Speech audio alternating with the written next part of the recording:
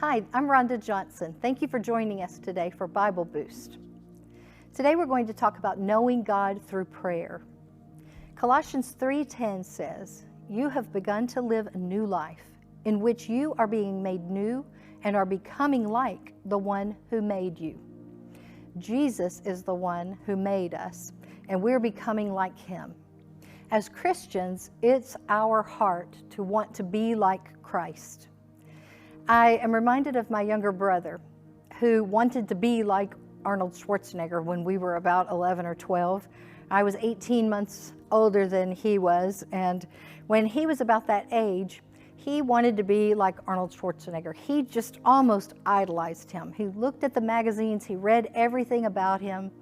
He knew where he was from, he knew about his family, he knew what he ate, and so my younger brother wanted to pattern his life after Arnold Schwarzenegger. And so he asked for a weight set for Christmas, and my parents got him one, and they got him all fixed up. And he began to lift weights and wanted to eat like Arnold Schwarzenegger, and he wanted to be like the one that he admired. And as Christians, that's such a good example because we want to be like Jesus. And so just as my brother wanted to do what Arnold did, we want to do what Jesus did. And what did Jesus do? Let's read Luke 11:1. It says, "One day Jesus was praying in a certain place. When he finished, one of his disciples said to him, 'Lord, teach us to pray.'" He was in a certain place, and he had a devoted prayer life. Many times in the New Testament, we see that Jesus was coming back from prayer, or he went off to a place to pray. And even though the disciples watched Jesus, they watched him heal the blind, open blinded eyes, they watched him heal the lame man and many others like him who couldn't walk, and he restored their physical ability. They watched him raise the dead time and time again. They watched him take a little boy's lunch and turn it into meals with leftovers for over 15,000 people. They watched all of this. The word tells us that Jesus' acts were so many that they could not be contained, or they couldn't all be recorded. Jesus did all of these things, and yet the thing that the disciples asked him to teach them was to pray. That tells me that Jesus' prayer life was so powerful and made such a difference. They noticed it, and they wanted to be like him.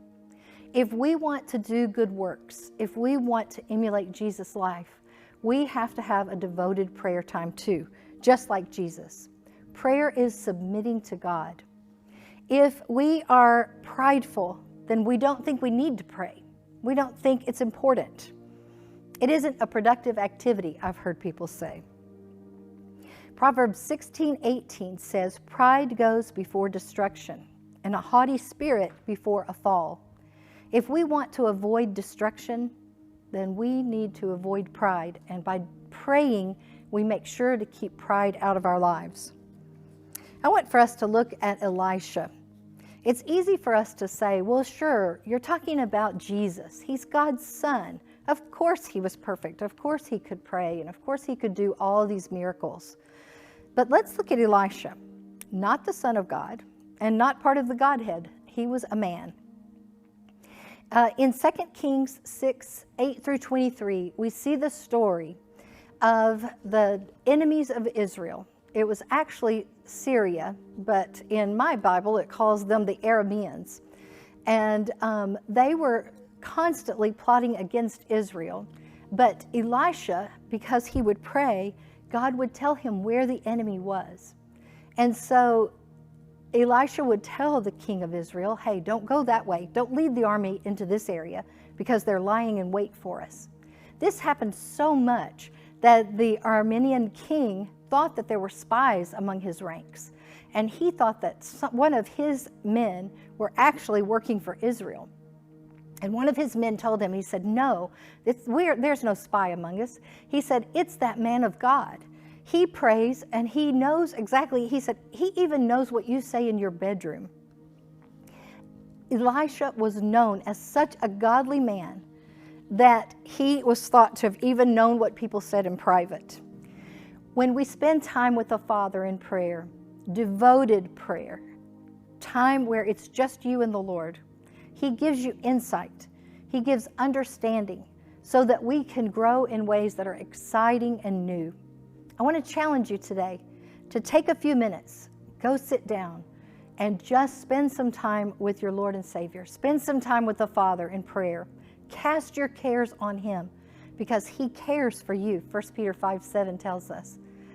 And enjoy the benefit of walking with the Lord in prayer and knowing Him through a prayer life. God bless you. I hope you have a wonderful day. Thank you for joining us on Bible Boost.